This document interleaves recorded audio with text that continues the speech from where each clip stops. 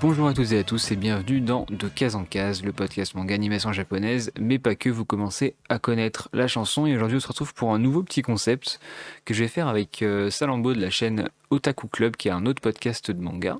Salut, est-ce que tu vas bien? Salut, ça va super et toi? Bah ça va, ça va.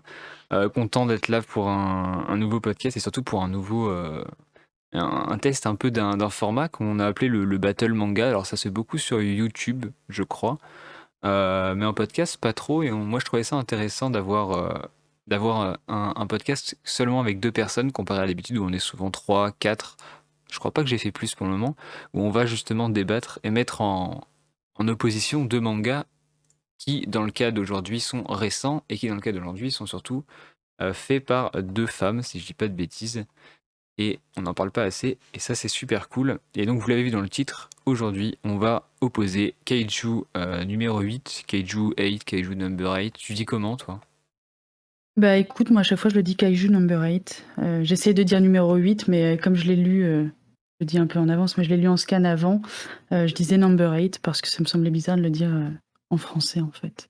C'est vrai que pareil je dis number 8 alors que faudrait qu'on dise numéro 8 vu que c'est le petit N en français, le NO. Yes, c'est Mais vrai. c'est bizarre. Bon, on va dire number 8, donc ceux qui disent numéro 8, bah désolé pour vous. Mais voilà, on va utiliser ça pendant tout le podcast. Et le deuxième, ce sera Shangri-La Frontière, qui est donc c'était le gros lancement de la rentrée de Glénat, Shangri-La, et Kaiju, c'est le gros lancement de la rentrée de Kazé. Euh, Logiquement impossible que vous soyez passé à côté, du moins de la campagne de com qui était énorme. Enfin, c'était monstrueux la campagne de com. Je sais pas ce que t'en penses des deux. Ah si, si, c'était assez abusé. Glénat fait toujours un gros effort quand ils veulent pousser un nouveau titre comme ça. Kazé aussi, hein, de toute façon, c'est deux grosses maisons d'édition, mais Kazé, ils ont mis la barre tu sais, vraiment très, très haute, quand j'ai vu qu'il y avait la couve qui était affichée, je crois, sur un bâtiment de la BNF. Ouais, c'est ça, c'est la BNF à Paris. Je trouvais ça, assez abusé, en fait. Bah, alors si je dis pas de bêtises, Kazé était en opposition, je crois, avec Glénat, mais je dis peut-être une bêtise, pour avoir les droits de Kaiju. Et en fait, ce qui a pesé dans la balance, c'est comment est-ce que telle ou telle boîte allait mettre en avant le titre. Et je pense que Kazé, avec ses discussions avec la BNF, et c'est pour ça qu'il y a eu une aussi grosse campagne de com, il devait prouver, enfin, dans les accords, qu'il pouvait vendre Kaiju en fait, et du coup avoir les droits de la licence. Et bon, je trouve que ils ont réussi leur pari. Enfin, sur les réseaux sociaux, on en a vu partout des Ouais. grosses boîtes en carton, là, des influenceurs qui recevaient les kits Kaiju. On a vu la BNF. Shangri-La n'est pas en reste, hein, l'espèce de grosse boîte qu'ils avaient eu avec le jeu vidéo, la bouteille d'énergisant qui était dedans, je crois. Ouais. C'était aussi assez énorme, mais Non, mais un peu moins c'est impressionnant ouais, que Kaiju. un peu moins impressionnant et ce qu'il faut retenir aussi, ce que j'aime bien, Glénat fait ça souvent, c'est, les couves, éditions spéciales pour la Fnac, par exemple Mm. et je trouve ça assez sympa, en fait. Mais Moi, ouais, ouais, non, c'était 2 gros titres de la rentrée, totalement. Mais j'aimerais bien qu'ils fassent la même chose, mais pour des éditions spéciales pour des libraires. Parce que moi, la Fnac, j'évite d'y aller. Enfin, je préfère acheter en petite librairie. Et du bah, coup, ouais. on a moins d'éditions spéciales et souvent, il faut les demander. Et, enfin, les libraires sont moins mis en avant par les grosses maisons d'édition que les enseignes comme Fnac, comme Cultura. Enfin, surtout Fnac pour le coup, qui a souvent des éditions spéciales. Ouais, Euh, bah, c'est tout le problème, de ceux qui vont acheter le plus, qui vont mettre en rayon le plus d'exemplaires et cetera. Justement, tu as Kazé qui a fait pour, Kaiju Number 8 des marque-pages, dédiés justement soit aux libraires, soit, au réseau Canal BD je crois ou, Fnac et cetera. Donc ça, c'est assez sympa, d'avoir fait ça justement pour équilibrer un petit peu les sorties, en fait. ouais, j'avais vu ça.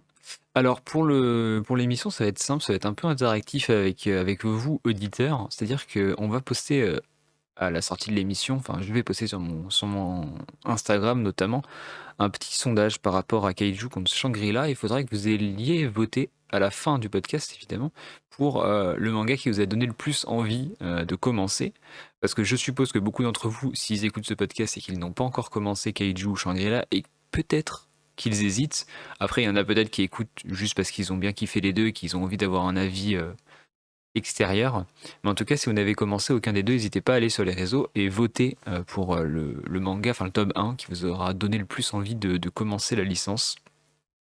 Juste après d'avoir écouté le podcast. Donc nos réseaux, moi c'est de case en case sur Instagram, donc enfin de case en case en français avec des underscores entre chaque mot.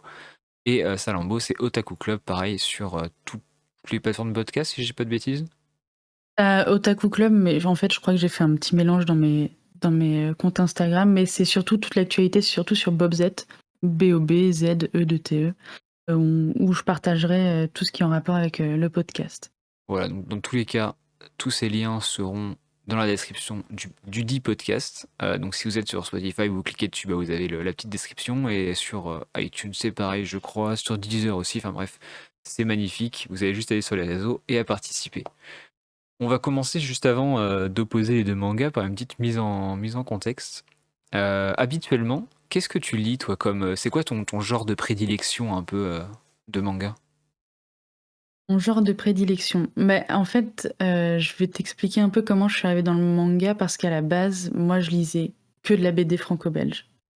Ouais. Genre, quand j'étais ado et tout ça, le manga, c'était quelque chose que j'arrivais pas à intégrer le concept, en fait. Tu vois, de lecture, c'était petit, c'était que en noir et blanc. Moi, j'avais envie que ça soit des œuvres d'art, ce que j'étais en train de lire. Et du coup, je suis arrivée, j'ai bossé en alternance chez Glénat pendant 1 an, il y a plusieurs années déjà.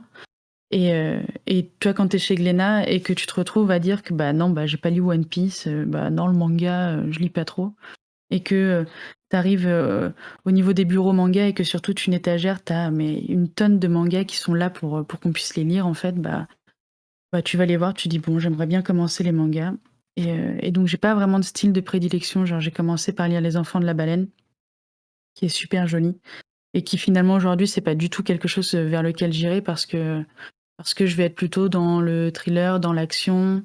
J'aime bien les tranches de vie aussi, surtout en animé, mais sinon, ce que je lis habituellement, c'est surtout ouais, les grosses nouveautés, genre My Hero Academia, moi j'adore. Ah bah, J'aime vraiment beaucoup. on est beaucoup, enfin en tout cas la plupart du temps sur ce podcast, dès qu'on parle de MHA, c'est le grand amour. Euh, Ah, c'est ça.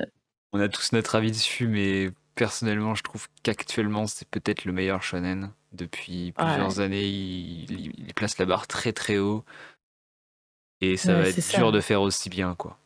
Ça va être très Bah très ouais, le dur. retournement, le côté sombre qui est en train d'arriver, enfin, moi je m'attendais pas à ça et j'ai été agréablement surprise. Mais tu sais quoi, faudrait que tu fasses une émission avec tous les podcasteurs du moment, une émission spéciale My Hero Academia. Ouais, j'enverrai un petit message. Ouais. Mais c'est vrai que le MHA, pour moi, a grandi avec ses lecteurs. Et c'est une très Ouais, bonne chose. On a tous commencé MHA assez jeunes, je pense. Enfin, moi, j'ai commencé en 2015-2016. C'était début de saison 2 en diffusion en simulcast. Et ok. depuis c'est tout le temps. Enfin, dès qu'il y a un tome qui sort, j'achète. Enfin, Bah je sais c'est pas, pareil. c'est vraiment, vraiment une très bonne chose. Ouais, je suis Ok. d'accord. Après, et je finis, Ouais, désolé. vas-y, J'aime t'inquiète. bien aussi tout ce qui va être en rapport. Tu vois, Jujutsu Kaisen, j'aime beaucoup parce que ça a un côté vraiment du surnaturel, etc. Et j'aime beaucoup les yokai et tout le rapport justement au monde de la magie, en tout cas à l'entre-deux-mondes, on va dire. Et il y a pas mal de trucs qui sont assez bien abordés, Ah oui, notamment Toilet Bond de Anna Koken, Nakokun, ouais. ouais, qui est arrivé en force. Et ça, c'est vraiment très stylé que ça arrive, ce genre de moi, j'ai l'impression qu'on passe tu sais, du côté magicien avec l'Atelier des sorciers à quelque chose d'un petit peu plus sombre. Et voilà, en gros, ce que je lis en ce moment, ce qui me plaît et voilà. Moi, Ok, toi, maintenant, parce que j'ai plutôt, un peu monopolisé la parole. plutôt les gros titres, en gros, enfin les titres qui marchent. De ce que j'ai Ouais, compris, que ça soit seinen, que ça soit shoujo, que ça soit tous ces trucs shonen, c'est les titres qui marchent. Bah, après, c'est aussi, enfin, je les lis aussi, on va pas se mentir, hein. Enfin, dès qu'un titre marche, ça attire. Moi, j'ai un autre avis sur Jujutsu, mais ça reste mon avis. Euh, ouais, j'ai très vite décroché de l'œuvre. Enfin, très vite. Je suis quand même à jour sur les scans, mais on va dire que l'arc Shibuya qui est tant attendu par tout le monde on m'avait beaucoup hypé le truc et finalement, en fait, le début de Jujutsu, je trouve, j'étais pas dedans. J'ai eu du mal. Le tome 6 à 8, j'étais un peu plus dedans. J'étais en mode, ouais. ok, cool. Et après, on m'a un peu survendu Shibuya. J'ai lu Shibuya, j'étais en mode, ah.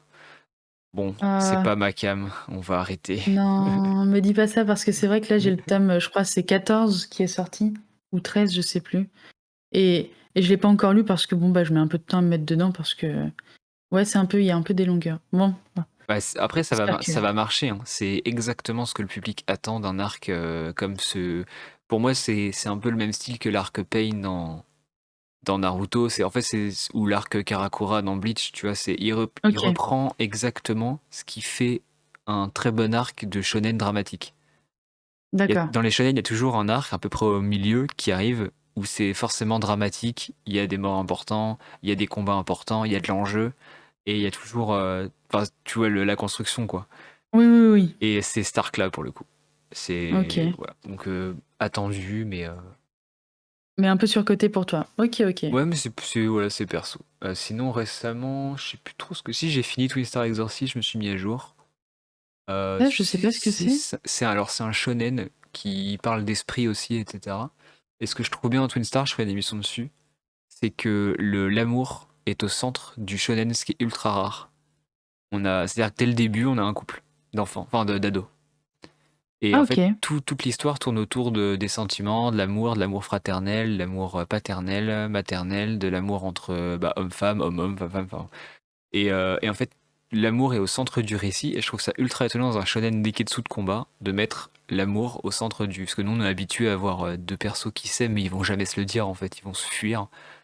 Ouais. Et là, c'est pas le cas. Donc je trouve ça vraiment cool. Maintenant, est-ce que je le recommande?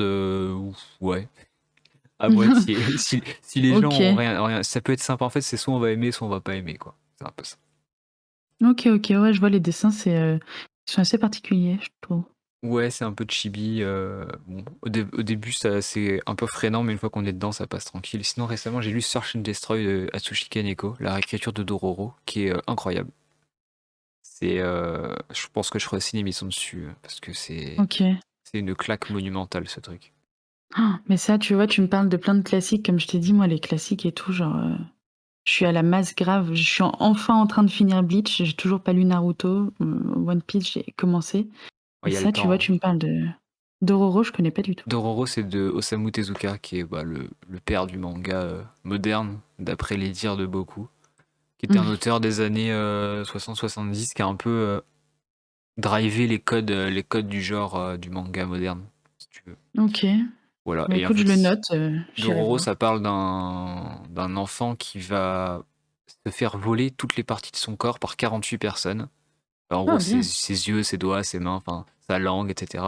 Et dans un Japon féodal, et en gros, il va partir en quête de récupérer chaque morceau de son corps. Et là, Kaneko a réécrit l'histoire dans je dirais, dans une Russie post-guerre civile qui aurait mal tourné façon cyberpunk.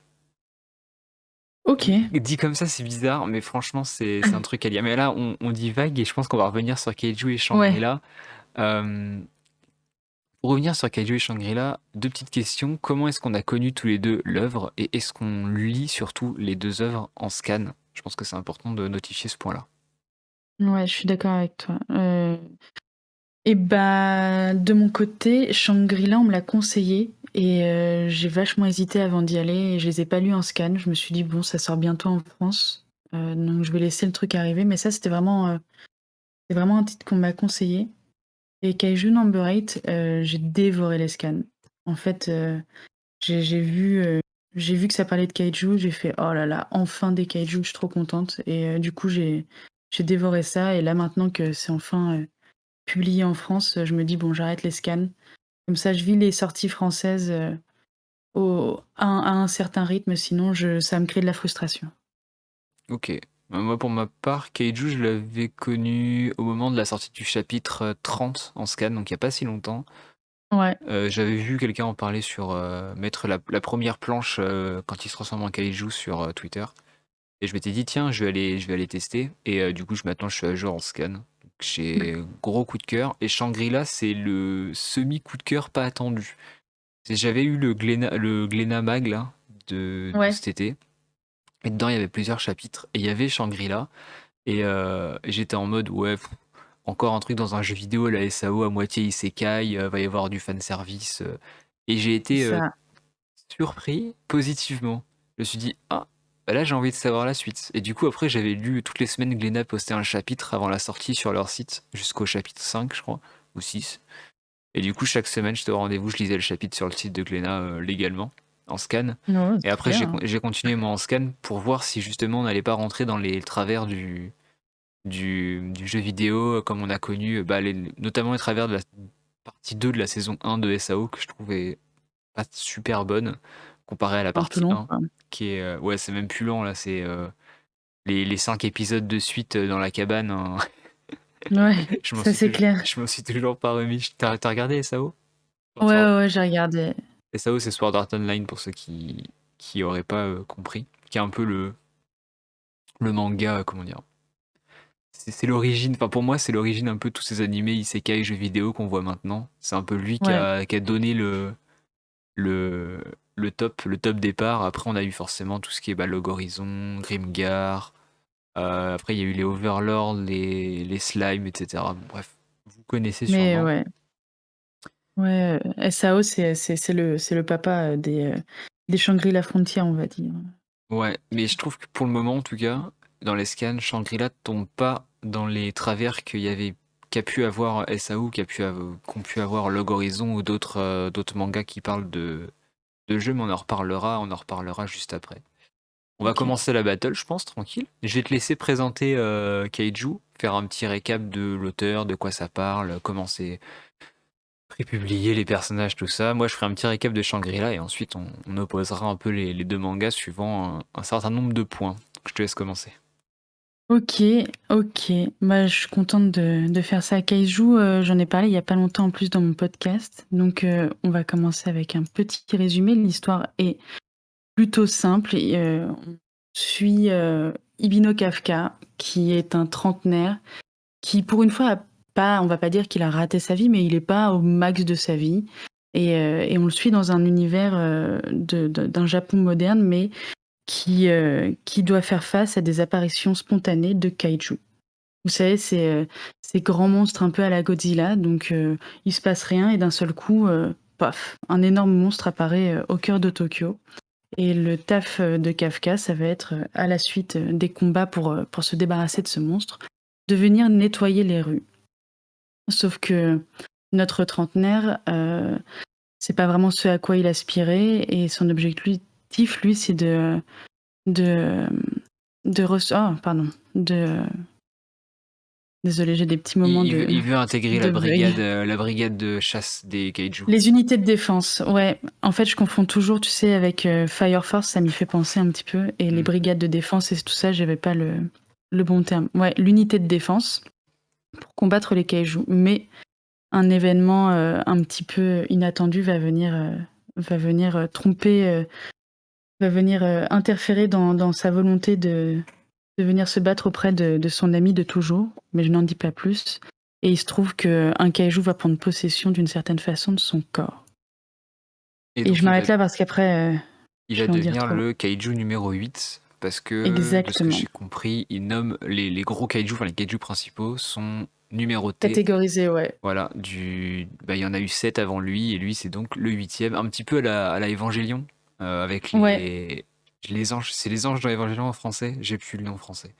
Non, j'ai pas le nom en français non plus, mais oui, oui, c'est le même délire que Voilà, Evangelion. Tu qu'ils ont eu. catégorises les trucs. Et donc Et c'est écrit par Naoya Matsumoto. exactement, qui est une mangaka, qui est l'autrice de Pochi Kuro. C'est un manga, je l'ai pas lu. En fait, je l'ai acheté, mais je l'ai pas lu. Et c'est un petit peu what the fuck, qui parle de démons, c'est ça? Je sais pas si toi tu l'as lu. Non, je vois c'est quoi, mais j'ai pas lu. Donc on retrouve tout ce qui est autour des démons. Et ça, c'est toi qui m'en as parlé, je l'ai vu. C'est l'ancienne assistante de Toshiaki Iwashiro, Ouais, mais je l'auteur pense, de Siren. il faut lire Siren. Je vais Je commencer à dirais faire la propagande, mais il faut lire. Il faut lire Siren, c'est un très très très très bon shonen. Assez court en plus en 16 tomes.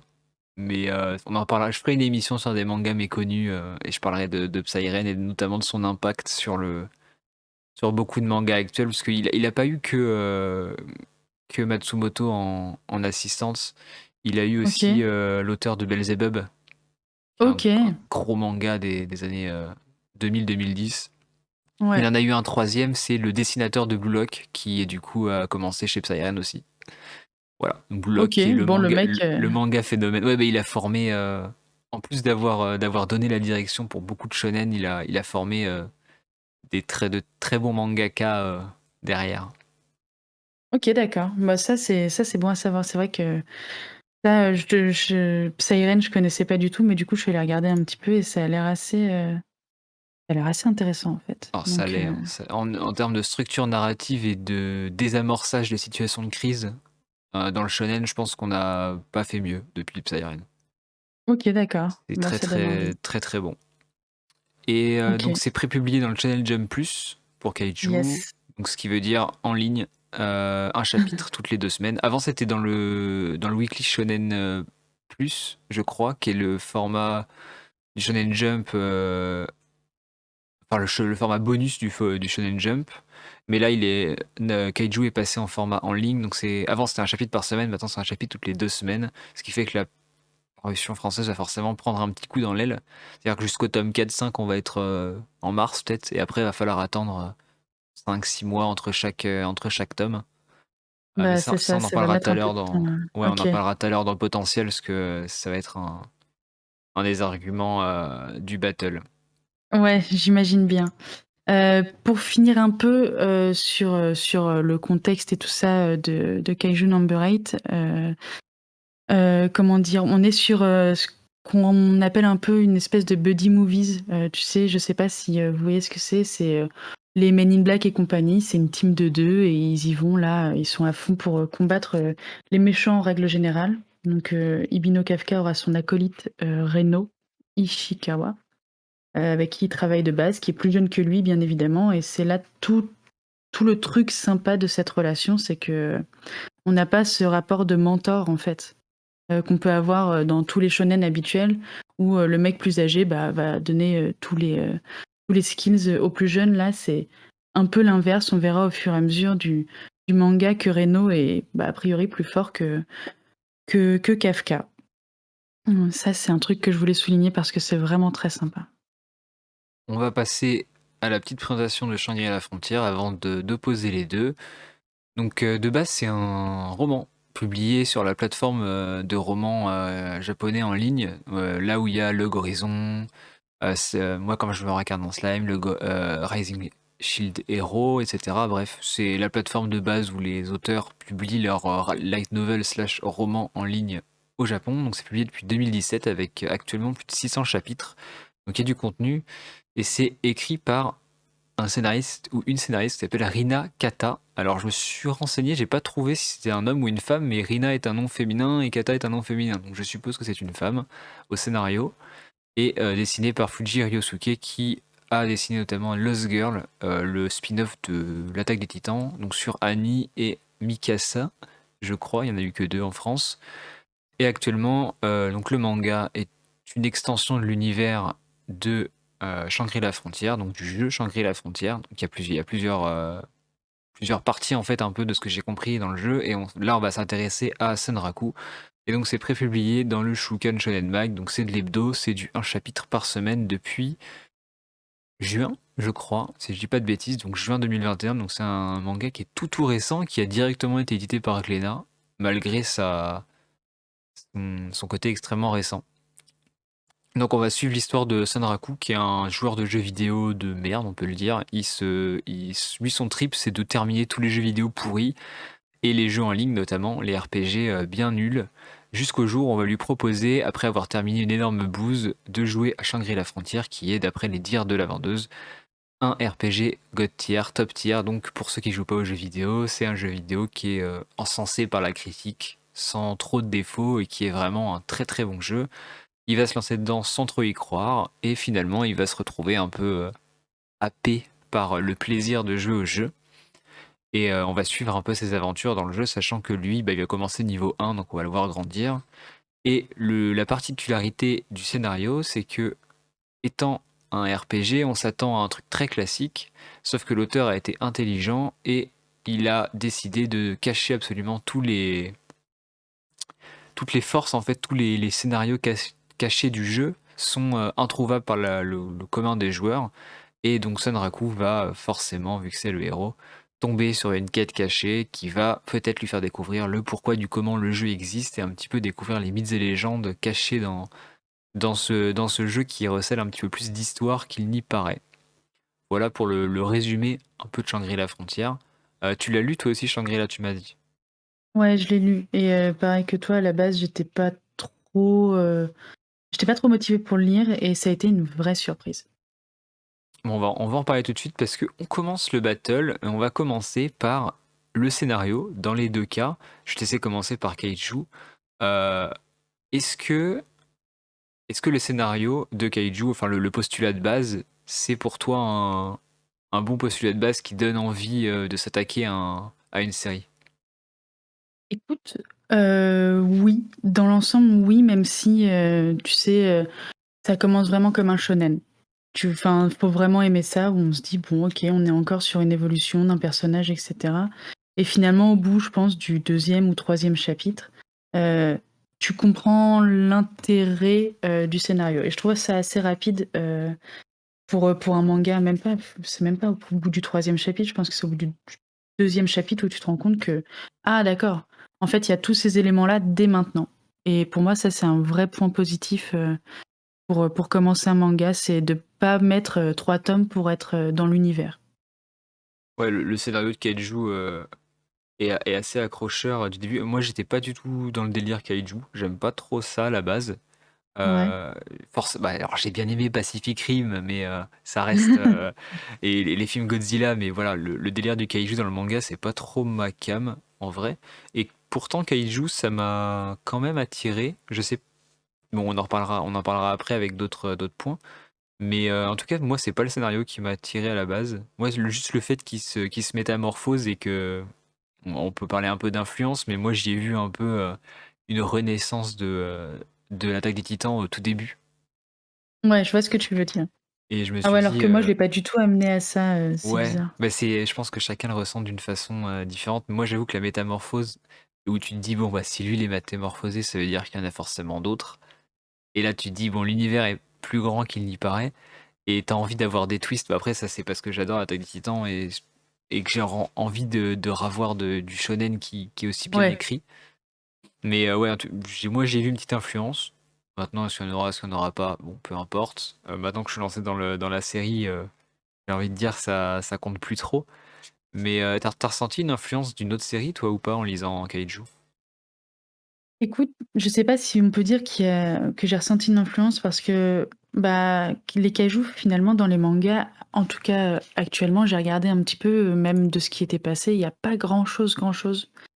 Donc j'ai l'impression que c'est un style, qui est un peu à part. Le seul truc vraiment où c'est je trouve que ça se rapproche, c'est, Fire Force, où tu as, ce même univers un petit peu, tu sais, tu vois, dans Fire Force, tu as la combustion spontanée. Là, tu as une apparition spontanée de kaiju, donc on n'a pas la métamorphose, mais tout est un peu classifié de la même façon. Tu as des brigades, là, tu as des unités qui sont séparées en trucs comme ça, et cetera. Tu as une une ambiance un petit peu armée, donc c'est vrai que si ça doit me faire penser à un manga, ça serait Fire Force. Après de là à dire que ça a influencé le manga, je suis pas sûre parce que vu toutes les phases d'humour qu'on retrouve dans Kaiju Number 8, je sais pas. S'il y a une influence, un truc qui m'a fait, tiquer, c'est, heu, l'héroïne, enfin une des héroïnes, enfin un personnage secondaire qui est très, très badass, qui s'appelle, Mina Hashiro, se balade avec un tigre et ça m'a fait penser, je sais pas si tu regardes Walking Dead? Moi, ça me fait penser à Noragami, surtout. Ah ouais? Ça, j'ai pas lu Noragami, mais Parce que moi ça m'a fait Noragami, penser il y a à la même meuf, en fait. ah ouais? À ce point? Ouais. Attends, Et je regarde vite fait. Walking Dead aussi, je vois de qui tu parles. Même si je regarde pas Walking Dead, j'ai vu des images. Mais oui, Noragami, il y a une nana qui a un énorme sniper aussi, ou deux flingues, je sais plus. Et qui a un tigre aussi, qui se balade Ah avec ouais, elle. d'accord. Bon OK. Ça, j'avais pas vu, mais c'est vrai que Tu l'as vu du coup l'image pour du le coup là, personnage en cherchant? ouais, ouais, ouais, je l'ai vu, mais ouais, J'ai oublié son nom, mais c'est éloquent. Oh là, si je passe le je suis pas sûre de pouvoir retrouver, mais le nom mais ouais, non, OK.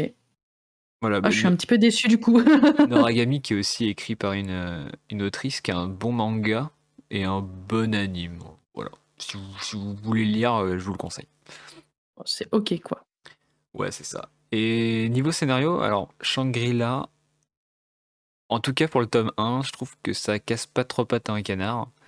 C'est-à-dire qu'on a la mise en place de l'univers du jeu, ce qui est normal, on s'y attend. Maintenant, je pense que c'est un petit peu le point faible, entre guillemets, parce que tant qu'on n'aura pas le tome 2, 3, 4, je pense que Shangri-La va être très classique dans son approche. On a deux, trois petits twists sur la fin du tome, mais en termes d'histoire, en tout cas pour le début, je vois mal comment l'auteur peut éviter de passer par le fameux je suis niveau 1, je vais farm jusqu'au niveau 20, je vais découvrir le forgeron, je vais découvrir une bête qui est un boss de zone, et ainsi de suite. Le schéma classique, jusqu'au moment où il va rencontrer, alors je sais pas si ça arrive, mais où il va rencontrer la guilde super forte qui va vouloir l'engager forcément avec sa future copine à sa tête. Bref, c'est un peu du classique pour le jeu vidéo, on est habitué à voir ça. Malgré tout, là on passe au point univers en plus du scénario. Je trouve que l'univers du jeu est très intrigant comparé à d'habitude, où dans le genre isekai ou dans le genre du manga qui traite de jeux vidéo, on a l'habitude d'avoir des univers qui sont très, enfin, qui partent du principe que nous on est joueurs, qu'on connaît le monde du jeu, on sait qu'il va y avoir des guildes, des chevaliers, etc., des dragons, enfin bref, c'est très classique. Sauf que là, on nous laisse des petits indices à droite à gauche, comme quoi, oui, il y a cet univers, mais ça va plus loin. Il y a des choses qui nous sont cachées, il y a des légendes, il y a des mythes, il y a un peu comme une sorte de vie, si tu veux, dans le jeu, avant que les joueurs y arrivent. Et ça, je trouvais Ouais, ça un intéressant. truc un peu underground. Ouais, ça fait appel tout ce qui est forcément à l'envie de découvrir un monde qui cache des secrets. Récemment, il y a Tower of God qui utilise très Ouais, bien qui ce procédé-là. Made in Abyss aussi, où tu te demandes ce qu'il y a dans le monde, d'où ça vient, d'où c'est créé. Il y avait ce postulat un peu dans l'Attaque des Titans au début, où tu te poses des questions. Euh, un peu comme dans beaucoup de mangas, tu vas me dire, mais là, c'est mis en avant en fait. Là où, ouais, par je vois ce exemple, que tu veux dire. dans One Piece, il y a forcément des questions à se poser, mais tu te les poses pas, tu vois, tu te laisses. Enfin, il y a rien il y a pas un personnage qui dit, ah tiens, c'est bizarre, il y a ça ici. Est-ce que ça voudrait pas dire que il y a, à part pour les poneglyphes, mais voilà. Et alors que là, dans Shangri-La, justement, dans le scénar, c'est dit très clairement qu'il y a des trucs cachés, qu'il y a il y a des mythes, il y a les 7 monstres à trouver. Enfin, et du coup, moi, ça m'a beaucoup plu, plus que le scénario en lui-même. Ouais, cette envie de découvrir, de te dire: «Bon, il y a des trésors dans le manga». Les 7 suprêmes, je viens de retrouver C'est ça. la page et ouais, d'avoir ce côté, Ah, ouais, C'est c'est cette intriguant. histoire parallèle, en fait, c'est hyper intriguant. Et on se demande aussi pourquoi, parce que du coup, on se doute que le jeu n'a pas été créé pour rien, vu qu'on a une case, alors je crois que c'est à la fin du chapitre 1, 2, 1, 2, je sais plus, dernière planche de chapitre où on voit le créateur du jeu être en mode bah, mon jeu existe depuis X années et personne n'a encore trouvé ne serait-ce Ah oui, qu'un pour cent des secrets. Et là tu comprends qu'il y a peut-être un truc derrière, que c'est pas juste un jeu, quoi.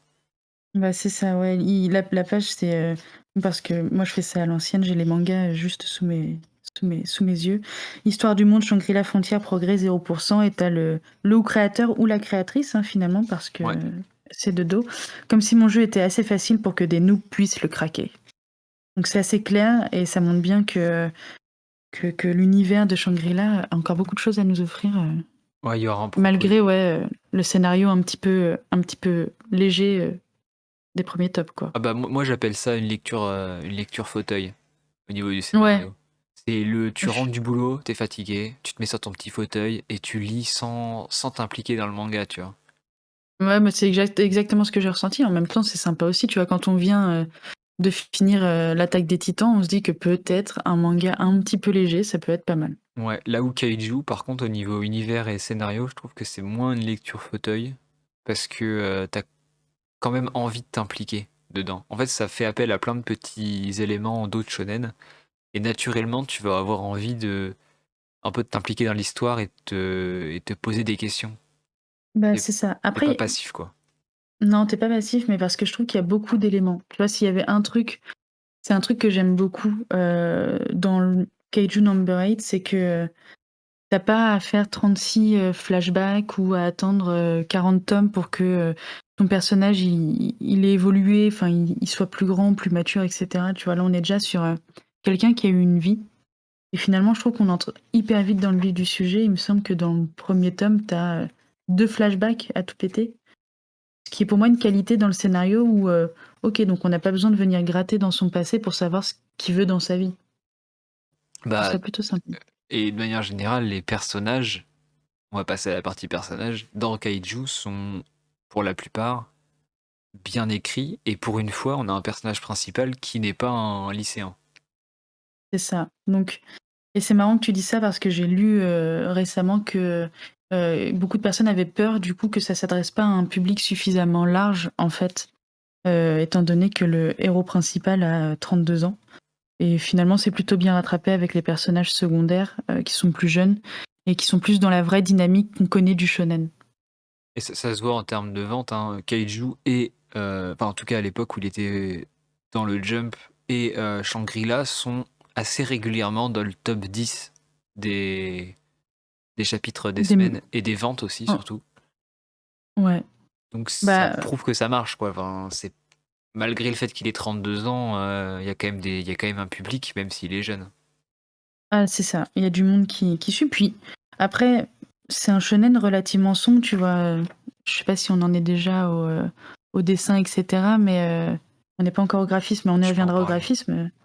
C'est assez sombre finalement, tu vois. Enfin, les planches sont, elles sont pas aussi claires que dans Shangri-La où je vois pas vraiment de pages remplies de noir, tu vois. À part bon, quand on est dans la nuit, effectivement, mais sinon c'est un manga avec des planches assez claires. Et Mais du coup, on revient au personnage, pardon. ouais, il y a pas de problème. Et en termes de perso secondaire, Kaiju a, je pense, dans les shonen, enfin dans les shonen récents, les peut-être les meilleurs sidekicks, les meilleurs persos secondaires, ils sont tout aussi importants que Kafka, je trouve. Ouais, je suis Notamment les d'accord avec persos toi. féminins. Et ça fait plaisir d'en parler. Bah, Ça fait plaisir. je te laisse en parler du coup. Dans Kaiju Number 8, en fait, c'est vraiment un manga de combat, en fait. T'as une force armée, etc. On est vraiment sur le, la question de puissance dans le scénario et dans l'univers, en fait. Et ce qui est hyper agréable, c'est de voir que t'as 2 personnages féminins qui sortent du lot. Donc t'as Mina Ashiro qui est là, la capitaine ou je sais plus quoi d'une unité de défense du Japon. Et donc, elle a beaucoup la classe et elle est très forte. Et t'as Kikoru Shinomiya qui est une apprentie, on va dire, une apprentie tueuse de kaiju, si on peut dire ça comme ça. Et ces 2 personnages qui ont des... En tout cas, Kikoru est beaucoup plus mise en avant parce qu'elle fait partie du présent, alors que Mina va faire plutôt partie du futur. Et Kikoru a un caractère hyper fort. Et puis elle est juste archi badass en fait. Elle est forte, elle maîtrise tous les codes du combat, elle défonce à peu près tous les kaijus qu'elle rencontre. Et dans tout ça, t'as quelques personnages secondaires masculins, dont comment il s'appelle Nero? Non, je sais plus son nom. Il y a d'autres. Je me perds. Il y Reno, a... pardon. Ah, c'est ok, le sidekick. Ouais, le sidekick vraiment de Kafka. Et ils ont tous une place importante en fait. Kafka, il va être parfois un petit peu ridicule finalement dans ses réactions. Et il va apporter cette grosse touche d'humour alors que bah, finalement c'est les personnages secondaires et plus jeunes qui vont être un petit peu plus ancrés dans l'ADN, on va dire, du genre shonen. Et, euh, et c'est hyper agréable en fait. C'est vrai que dans l'autre manga dans lequel je retrouve des personnages secondaires aussi valorisés, ça va être peut-être dans My Hero Academia, en tout cas actuellement. Et petit point culture, parce que c'est important de faire un petit point culture, Kafka, son prénom vient de l'auteur Franz Kafka, qui a écrit La Métamorphose. Yes. Voilà, Bien, c'est ouais, pour ceux qui ne connaissent pas Franz Kafka, qui est un auteur émérite décédé, qui a écrit un manga qui s'appelle enfin un roman pardon, qui s'appelle La Métamorphose et qui, pour ceux qui connaissent, peut un peu influencer Kaiju 8 et du coup je pense que le prénom du héros est totalement une référence à cet auteur et à son roman. C'était Ah, mais c'est petite sûr. partie culture quoi. Non, non, mais écoute, bien joué. C'est vrai que j'ai pas osé en parler en me disant: «Bah, je vais les perdre si je leur parle Bon, d'un écrivain», allez vous renseigner, c'est toujours bien d'avoir un corpus, enfin un panel de lectures possibles sur les influences. On en parlait dans le podcast Made in Abyss sur Dante Ouais, et les différentes strates de l'enfer. Bon, c'est un truc de la culture générale qu'il faut avoir, mais si on l'a, c'est vrai qu'on a une autre lecture du manga. Et là, pareil, si on a Franz Kafka avec la Métamorphose, on a une autre lecture de Kaiju. Et c'est intéressant. Et bien d'accord avec Shangri-La, en toi. termes de personnages, alors malheureusement, le tome 1 ne se concentre pas trop sur autre chose que le héros, Sanraku. C'est-à-dire qu'il est tout seul. On a l'introduction, je crois, de Emule, qui sera son sidekick slash animal de compagnie slash petit lapin trop mignon. Et moi, et puis moi j'ai mon lapin qui est juste à côté de moi qui me regarde au moment où je dis ça. Oh! Du coup, moi ça m'a plu. J'ai vu un petit lapin qui fait de la magie, j'étais en mode ah, c'est pour moi. Et c'est ça qui un autre truc qui m'a beaucoup plu dans Shangri-La, et le lapin est là pour en attester. Moi, j'y ai vu un peu une réécriture des anciens mangas Monster Hunter et du jeu Monster Hunter. C'est Ah ouais? Bah totalement. On a le héros qui se bat au double lame. On a des monstres géants avec des combos, des esquives et tout un vocabulaire qui vient de l'univers Monster Hunter. Et on a le sidekick qui est un petit animal mignon dans Monster Hunter, c'est des petits chats. Et là, c'est le petit lapin qui va aider du coup Sanraku durant toute son aventure. Et ça m'a vraiment. Le clin d'œil, je le trouve. Enfin, pour ceux qui jouent aux jeux vidéo, logiquement, vous avez Monster Hunter. Et je trouve que c'est. Si vous avez aimé Monster Hunter, en tout cas, le Shangri-La devrait beaucoup vous plaire. Parce qu'on y retrouve beaucoup des codes de ce jeu qui, moi, a bercé mon enfance. Du coup, c'est une très bonne chose pour moi. Et on a l'introduction à la fin du tome d'un personnage féminin qui a l'air d'être extrêmement fort. Elle est présentée niveau 99, je crois, et en tant que Ouais. player killer, donc c'est-à-dire que c'est une tueuse de joueurs. En tout cas, elle a un physique féminin, et je pense que ce personnage va être central pour la suite. Et il y a moyen qu'il soit extrêmement badass, un petit peu comme dans Kaiju avec Mina et Kikoru. Kikoru, ouais. À voir ce que ça donne pendant la suite, mais c'est vrai que ça fait du bien d'avoir des shonen avec des persos féminins qui tiennent la route et qui sont pas juste là Clair. pour faire joli. On va pas en citer, mais bon, il y en a un très connu en Bah, ce moment où les persos féminins sont pas très bon. C'est un peu des faire-valoir, quoi, mais on va pas rentrer dans on ces va débats-là maintenant. non, mais ouais, ça fait plaisir, j'arrête pas de voir passer, tu sais, des tweets ou des trucs comme ça, genre: «Mais dites-moi, dans quel manga je peux trouver un personnage féminin, qui soit cool, badass et qui soit pas là juste pour avoir des gros nibards?» tu vois? Et Après, on n'est pas encore au niveau de mettre les persos féminins en personnage principal. bah, non, faudrait Ce pas qui déconner, ce attends. qu'aurait pu être, franchement, tu mets Kafka en tant que chef à la place de Mina et tu mets Mina dans le rôle de Kafka, Ça serait ça aurait été mais stylé. grave. Mais je suis pas sûre que le monde du manga soit encore prêt pour avoir, tu vois, un manga de combat centré sur un personnage féminin. Mais on a Gundam Last Order qui Oui, existe. mais bon, tu vois, je te parle de nouveautés, en nouveauté, c'est vrai que ça a l'air compliqué de parier sur, le personnage féminin autre que dans, le shoujo ou les tranches de vie, tu vois? C'est vrai. Donc ça fait Peut-être, plaisir que ça soit peut-être. là, même si c'est en second plan, ça fait plaisir. Oh, je pense que ça va se démocratiser, honnêtement. Ça Oh commence. oui, Déjà, on est quand même passé du personnage féminin qui a juste dû faire valoir à dans la plupart des mangas récents, en tout cas, des personnages féminins intéressants, qui ont une vraie backstory, un vrai propos à raconter. ça Donc, je suis bien d'accord. ça va dans le sens, quoi. Yes. Et on va attaquer sur la petite partie graphisme. Alors là, c'est une partie qui est très, pour le coup, subjective. On pourra jamais être objectif sur du graphisme parce que ça fait appel à notre perception de l'art. Mais on va quand même en parler. Qu'est-ce que tu penses du style graphique de Keiju 8?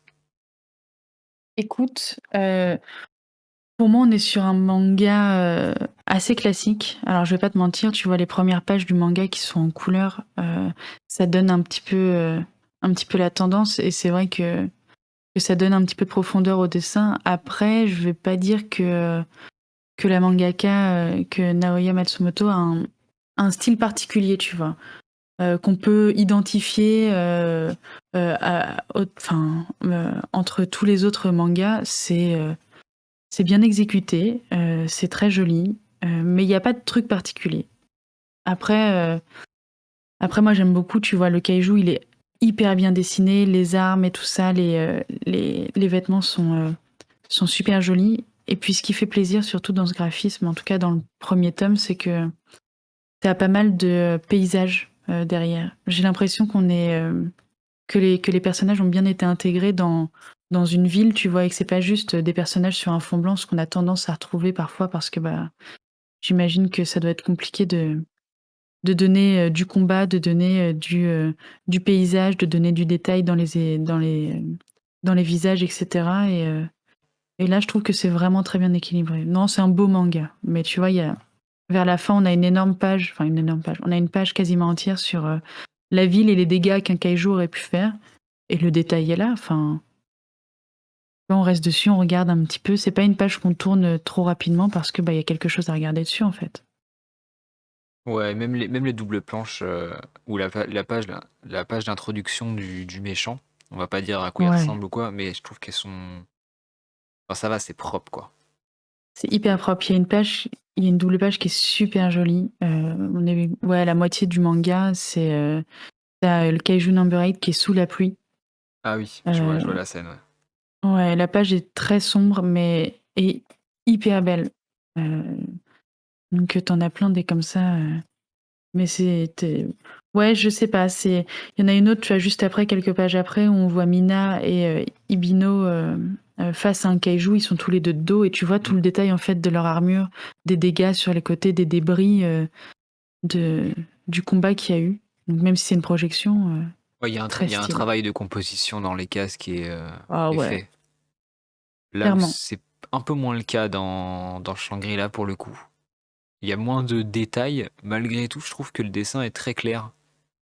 Ouais, Et ça, c'est une grosse force pour moi de Shangri-La, c'est que vous allez jamais, votre œil va jamais se perdre sur des détails inutiles. Le dessin est extrêmement clair, extrêmement simple. Le style, tout comme Kaiju, est pas spécial. C'est pas du Atsushi Okubo où on va directement reconnaître sa patte.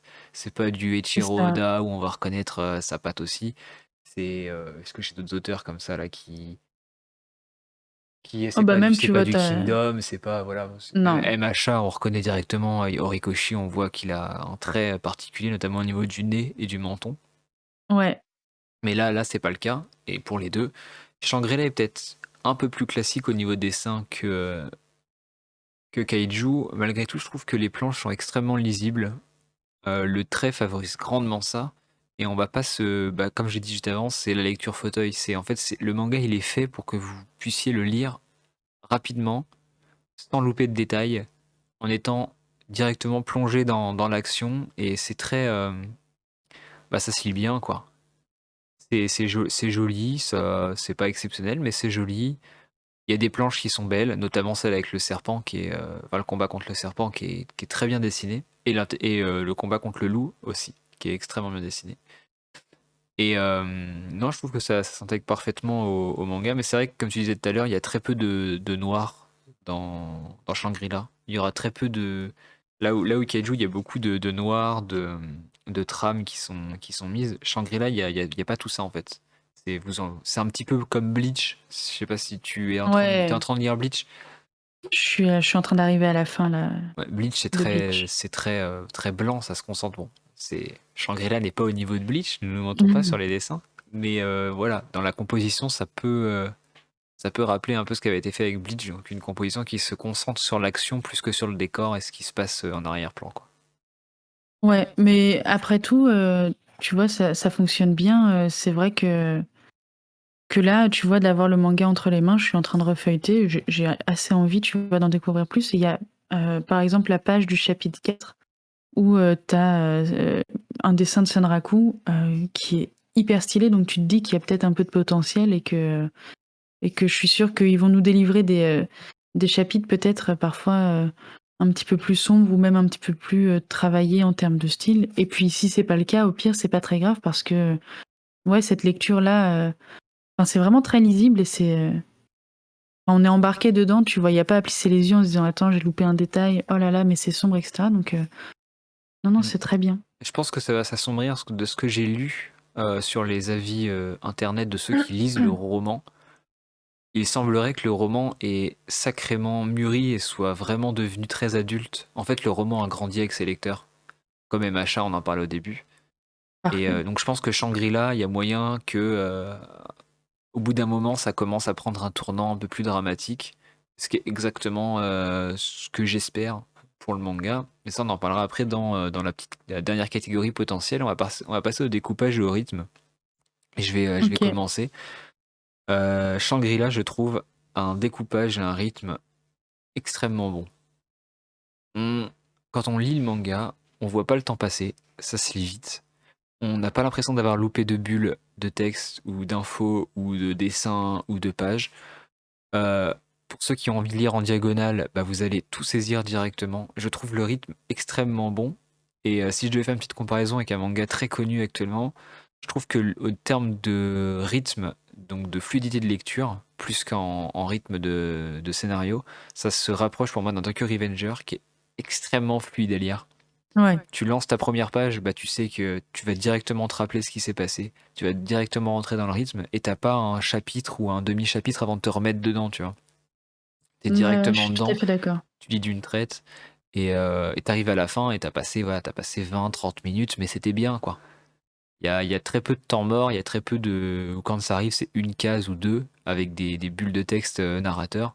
J'ai oublié le nom, les petits carrés là, hors, hors champ. Alors là, J'ai oublié comment moi, je ça suis pas s'appelait. très douée sur ces trucs-là, hein. Dans la BD, c'est un nom, mais vous voyez les petits. En gros, c'est des cases carrées où il y a juste du texte dedans et où le narrateur parle en fait.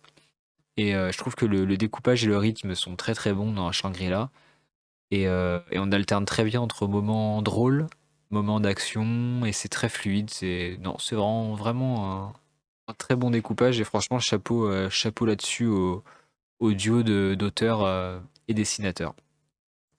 Et j'en pense la même chose de Kaiju, mais peut-être un peu moins quand même par rapport à Kaiju. Ouais, je suis d'accord, oui, Kaiju, il y a des petits il y a tu vois, le découpage est très bon, le rythme est très bon. Ce que je te disais, on arrive très vite dans le vif du sujet. Il y a peu de flashbacks, l'humour rythme bien vraiment, c'est un manga en le lisant où je me suis marrée, tu vois? Mais vraiment, genre, j'ai ricané, toute seule dans mon coin parce qu'il y avait des phases drôles, tu vois? Et ça rythme bien. Et tu sais, il y a souvent une alternance entre, le personnage, réel et le personnage chibi, qui parfois est un petit peu trop présent dans certains mangas et là je trouve que ça va, en fait. Je trouve que c'est bien rythmé, je trouve on nous sort pas trop, en fait, de l'univers, même si, comme il y a beaucoup d'informations, que les planches sont denses, il y a certains moments où tu te dis: «Attends, je reviens vite fait en arrière parce que j'ai l'impression de pas avoir tous les éléments pour pouvoir avancer». Après ça, c'est mon ressenti et c'est très personnel, mais sinon après tout ça, le rythme, enfin, ouais, ça se lit très bien tout seul et moi je me suis bien marrée en le lisant, au niveau du rythme, de l'humour et cetera, c'était vraiment très bien. Ouais, donc si vous voulez un manga rythmé, de toute façon les deux passent très bien. C'est un peu le but du Ouais, shonen, c'est que ça soit rythmé et qu'on puisse le lire un peu en diagonale. Enfin, entre les deux sorties de tomes, souvent ce que les gens font quand il y a plusieurs mois, c'est qu'ils relisent le tome précédent. Et là, pour le coup, les deux mangas se prêtent très bien au ok, j'ouvre mon manga, hop, je feuillette et je relis en diagonale et je vais me rappeler de tout ce qu'il y a, quoi. c'est exactement Le ça. rythme est bon pour ça. Peut-être plus encore chez Shangri-La Frontière justement avec ces planches, qui sont un petit peu moins sombres, je pense qu'on arrive plus facilement à se dire: «Ah OK d'accord, c'est vrai, ça s'est passé là. OK, c'est rapide, c'est bon, je passe à autre chose». Totalement. Et on va passer à la dernière partie qui est le potentiel. Et là, c'est la partie pour moi la plus importante. Une fois arrivé à la fin du tome 1, est-ce que Kaiju ou Shangri-La a un potentiel, donc que ça soit série courte ou longue, et surtout est-ce qu'il y a un potentiel scénaristique et un potentiel twist, climax, etc., qui est possible et qui peut nous tenir en haleine pendant X tomes. Et je vais te laisser commencer avec Kaiju. Ah bah, Kaiju, ça finit avec un cliffhanger, de ouf, en fait. Mais c'est très compliqué. Cette partie-là, elle est un peu traître, dans cette battle. C'est que c'est compliqué d'en parler sans spoiler, donc on va faire très attention. Mais, la fin du tome laisse, dévoile, quelque chose qui permet de se dire: «Attends, mais comment ils vont gérer ça dans le prochain tome, en fait?» Comment, comment Kafka va réussir à gérer sa situation et comment on va avancer et comment en fait, c'est marrant parce que c'est la question aussi de place dans une société, tu vois? Et il y a plein de questionnements qui arrivent avec la fin de cet tome qui font que, OK, déjà il sort dans combien de temps le prochain? Donc ouais, je pense que En décembre? il sort le 6 décembre, mais Ouais. ouais. Donc voilà, 2 mois à attendre et se dire: «Bon, OK, je vais pas lire les scans, mais bon, qu'est-ce qui va se passer?» Je trouve que ils ont bien joué de le couper à ce moment-là, en fait, le tome 1. Vous verrez si vous l'avez pas encore lu. C'est que, bah, ouais, c'est ça donne vraiment envie et ça donne toute la profondeur, en fait, de ce qu'on pourrait attendre sur Kaiju numéro 8 en se disant: «Bon, est-ce qu'il nous emmène? Ah, il nous emmène là. OK, j'ai compris, je veux la suite». Moi, je pense que Kaiju, enfin, avec le rythme qu'il a et au niveau du potentiel, je vois pas une série longue. Ah non, moi non plus. Je vois une Je suis série d'accord courte, avec je toi. vois du 15 tomes grand max. Parce que vu la vitesse à laquelle ça va, et là je vais parler en tant que lecteur de scan, on va pas spoiler, mais ça va très très vite. Il se passe Ouais, énormément de choses en très peu de temps, et l'histoire ne prend pas son temps. L'histoire, elle avance très vite, et en fait, j'ai peur, vu où on en est actuellement, qu'ils aient du coup balancé les trois quarts de leurs cartes possibles en termes de twist et de scénario, et que malheureusement, ils vont avoir du mal à se renouveler pour la suite, sans rentrer dans des trucs totalement incohérents et what the fuck. J'ai peur de ça. J'ai ouais, peur je suis d'accord. J'ai pas envie qu'ils fassent une série longue, quoi, tu vois. Kaiju, pour moi, ce serait une très bonne série courte. Il faut du 10-15 tomes. Il faut une longueur, voilà, à la Death Note. C'est très bien, hein, Bah oui, c'est pas besoin de tirer plus, mais je suis d'accord avec toi, parce que ce qu'on disait au début de l'épisode, c'est que bah, tu beaucoup d'informations dans les premiers, rien que dans les premiers chapitres, et moi je me suis arrêtée genre au 30e chapitre dans les scans. Et oui, ils sont en train de balancer tout, ils sont en train de faire toutes les révélations en fait. Et maintenant, il va falloir creuser pour comprendre pourquoi on en est arrivé là. Mais je suis pas sûre qu'effectivement ça puisse durer 30 tomes. Et tant mieux finalement. Oui, après, rien n'empêche l'autrice de finir en 10 tomes et d'avoir un manga qui est excellent en 10 tomes et qui, du coup, lui donnera à coup sûr une carrière derrière. Et C'est là, ça. elle fera un manga plus long, qui sera peut-être un peu plus poussé en termes de scénar. Mais c'est vrai que la Kaiju, franchement, avec les révélations qu'on a en ce moment, bah, si ça fait plus de 10 tomes, ils vont forcément sortir des trucs de nulle part et Et ça com- serait dommage. compliqué. Là où Shangri-La, tu vois, je vois plus ça comme un truc fleuve. Ouais. Je vois une série longue parce que l'univers du jeu, et il y aura toujours des trucs pour se renouveler, et même une fois qu'ils auront fini avec les chevaliers, le jeu pourra avoir des mises à jour avec autre chose. Enfin, il y aura toujours moyen de rallonger en fait le manga, et ça se voit dans le roman qui a 600 chapitres, c'est énorme.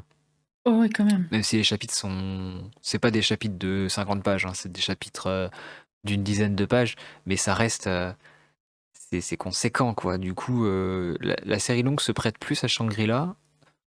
Maintenant, je pense que Shangri-La aura plus de mal à nous étonner. En termes Oui, de. bah parce que on connaît aussi déjà le genre, tu vois. C'est vrai que si on a, ouais, c'est vrai que si on a vu ou lu SAO, ça nous paraîtra un peu. Enfin, tu auras du mal à trouver un truc original sans rentrer dans les détails, mais tu vas avoir du mal, en parlant d'un jeu vidéo, de rentrer dans un truc vraiment original, surtout que là c'est un RPG médiéval. Enfin, on en a bouffé pendant des années et des années, même des isekai qui parlent Ouais. de ce monde-là, et c'est dur d'avoir de l'originalité. Il y a moyen, il y a moyen. Maintenant, faut voir comment ils tournent ça. À voir pour les prochains tomes. Moi, je mets une grosse réserve sur Shangri-La. Là où Kaiju, je pense qu'on sera très rarement déçu, sauf si ça traîne en longueur. Shangri-La, je pense que l'autrice a intérêt à bien gérer son rythme, et surtout à trouver des révélations intéressantes pour maintenir le lecteur en haleine. Sinon, ça va flopper au tome 4-5, les gens vont arrêter de lire. Bah, après, je pense que c'est les gens arrêteront de lire, tu vois? Toi et moi, on arrêtera peut-être de lire, mais vu comment, le manga a été amené, vu la clarté de la lecture et cetera, je me dis que si c'est un manga fleuve, ça sera sûrement pour s'adresser à aux plus jeunes, en fait, aux lecteurs plus jeunes qui ont besoin justement de ces lectures, un petit peu longues. Tu l'as dans la BD, par exemple, avec les légendaires Ouais.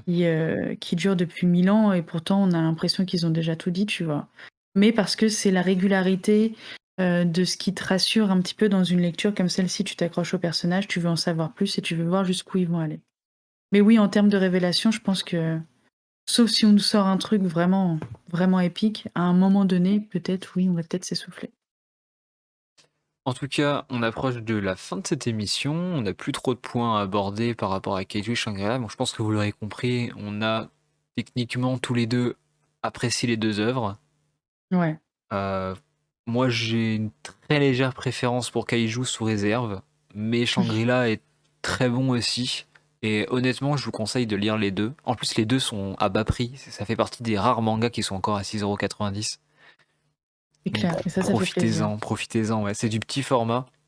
C'est pas du format Meian ou du format Fire Punch. Pas Fire Force, hein, Fire Punch. Non, Fire Punch. Qui sont des formats plus grands. Donc c'est des tout petits formats. C'est les formats, les plus petits formats manga qui existent. Mais ça se lit bien, c'est pas cher. Et franchement, ça serait bête de passer à côté des deux. Je crois que Shangri-La a un format un peu plus grand que Kaiju, mais pour le même prix. Donc franchement, n'hésitez Ouais. pas. N'hésitez pas non plus à aller sur les réseaux et du coup à voter lequel manga vous aura donné envie de commencer la série, si vous avez commencé. Et surtout, c'est très important, si vous avez commencé une des deux séries grâce à ce podcast, là il faut nous le dire, parce que ça nous fera extrêmement plaisir. J'ai une personne qui est venue me voir pour me dire qu'elle avait commencé Blue Lock grâce au podcast et c'est incroyable ça. Beh, j'adore. J'avoue que ça m'a donné envie, Blue Lock, je suis en train de en fait, on trouve plus les tomes 1 en ce moment de Blue Lock, ils sont tous en rupture. Aïe, Très frustrant. coup dur les ruptures. Ouais, et on en revient à ce qu'on disait sur un autre podcast, alors je crois que c'était Blue Lock justement. Si vous avez l'occasion de prendre un train au départ, surtout la Shangri-La et Keiju, c'est sûr que ça va marcher. Prenez-le. N'attendez pas qu'il y ait 3-4 tomes parce qu'il va y avoir des ruptures, c'est sûr. Bah, il va y avoir des ruptures et puis ne vous laissez pas embarquer sur le: «Ah non, mais c'est trop hype, il y a eu trop de com dessus, j'ai pas envie d'y aller parce que, j'ai pas envie de rentrer dans le "moule" entre guillemets». On s'en fout de ça. L'univers, il est dans les 2 cas, l'univers est très bon et faut y aller quoi. Si ça vous intéresse, vous posez même pas la question quoi. Donc voilà, allez voter sur les réseaux, allez écouter le podcast, donc c'est Otaku Club sur toutes les plateformes de streaming et @bobz sur Instagram et Twitter. Moi, c'est d'occasion en case partout aussi. Si vous avez apprécié le podcast, n'hésitez pas à mettre des. Je crois que sur iTunes, c'est des petites étoiles, des trucs comme ça. N'hésitez pas, hein. Ouais, C'est même on sur peut YouTube. s'abonner sur toutes les plateformes par contre. Voilà, abonnez-vous, ça nous aidera grandement sur le référencement. Et si vous voulez d'autres battle manga, n'hésitez pas à nous envoyer un petit message ou mettre en commentaire quel manga vous voudriez qu'on oppose. Euh, et on y réfléchira, on vous le promet. Moi, Yes. c'était une très bonne émission. Je te remercie d'avoir participé. Avec plaisir, c'était un exercice, assez nouveau et un peu compliqué à certains moments, mais c'était très sympa. Pour anecdote, l'émission devait durer 20 minutes. Ah merde! Elle a duré 1h03. Oh là là! Bref, sur ce, je vous dis à la prochaine et lisez plein de mangas. Ciao. Salut.